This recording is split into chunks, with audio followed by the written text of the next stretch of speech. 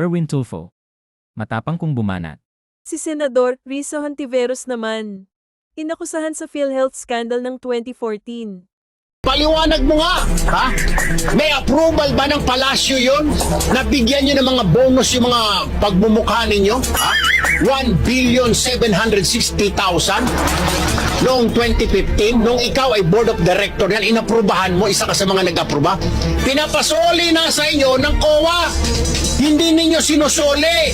Ito na 1.76 billion. Kontribusyon yon ng mga miyembro ng PhilHealth. Ugo, noong panahon ni Pinoy, bawal. Paano bawal? Paano kagaya niya kontribusyon? Oh, ginamit niyo pang bonus sa mga sarili niyo, mga hinayupak kayo. Bibigyan 1.7. May dokumento ba? May papakita niyo ba kung saan pumunta? Magkano ang tinanggap mo? Pwede po ba, Senator Hontiveros, ipakita mo kung magkano kinita mo?